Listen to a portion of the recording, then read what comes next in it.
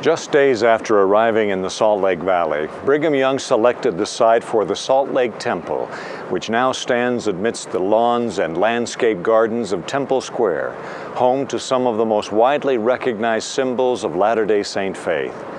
Salt Lake City was organized around this square that was the religious and social center of the community, as well as the geographical focal point.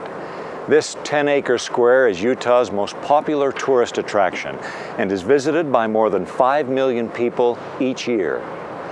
Temple Square is known worldwide for its beautiful gardens and immaculately maintained buildings and grounds. During the Christmas season, workers place tens of thousands of lights on the trees and bushes on Temple Square, creating one of the most beautiful Christmas displays in the world. But it provides us an opportunity, or as members of the church, to come and to see not only our heritage be here in Utah, but also to hear the word of the Lord go forth. And this is where it comes from. It comes from a prophet of the Lord that comes out of the conference center, or out of the tabernacle, or other buildings that he may be in, or other members of the Quorum of the 12. The uniqueness of that is there's a special spirit here at Temple Square. There's a special ambiance that comes with that, of which part of my responsibility is to maintain that, and the integrity of maintain that. It's a wonderful place to be. Is it special compared to other places in the world? Absolutely. These life-size statues were created by Mahonri M. Young, the grandson of Brigham Young. They remind all that Joseph Smith was the founding prophet of the Church of Jesus Christ of Latter-day Saints, and his faithful brother Hiram was at his side as patriarch of the church. They died together as martyrs, sealing their testimonies with their blood.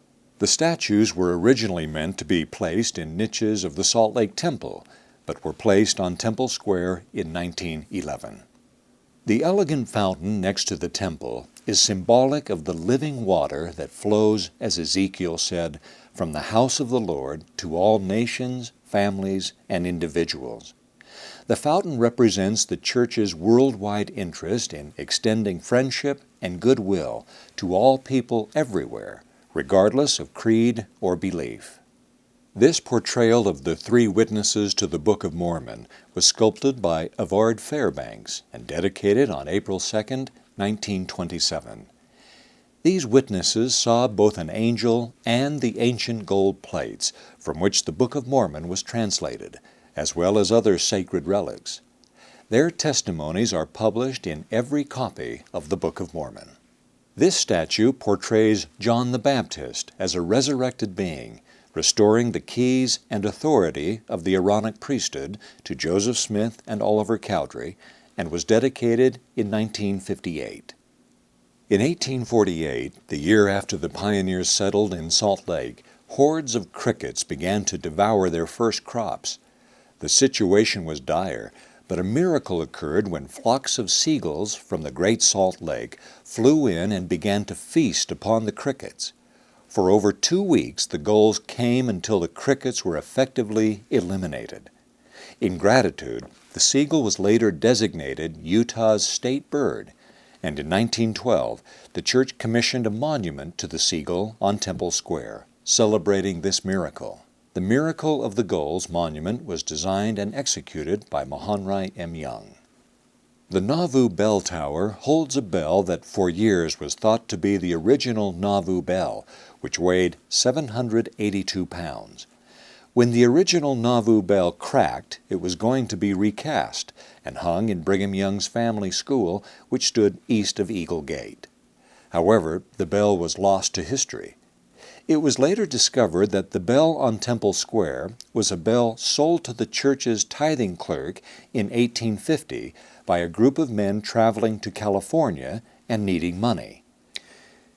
It had originally hung in a Presbyterian church in Iowa City. The bell tower on Temple Square was built in 1966 and is surrounded with scenes honoring the activities of the Relief Society. The bell is rung hourly as a symbol of religious freedom. Beginning in 1856 and continuing until 1860, handcart companies were organized which could travel much quicker and less expensively than wagon trains. Most of the handcart companies arrived without serious incident, but not without sacrifice. 2 companies, led by Captains Willie and Martin, left late in the season in 1856, suffered through early snows on the plains, and lost over 200 members in death. This bronze statue, called the Handcart Family, was sculpted by Torleif Nafis and was unveiled on September 25, 1926. It was crafted as a monument commemorating the dedication, sacrifice, and faith of the early handcart pioneers. Native Utah plants familiar to the pioneers, sagebrush, rabbitbrush, greasewood, manzanita, and cactus, surround the monument. For more information on hallowed ground sacred journeys, please visit virtualtours.byu.edu.